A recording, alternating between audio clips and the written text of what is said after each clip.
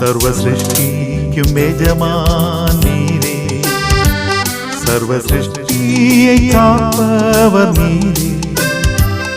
எங்கள் இதயத்தில் உம்மை போற்றிடுவோம், என்றென்றும் பணிந்து தொழுவோம்.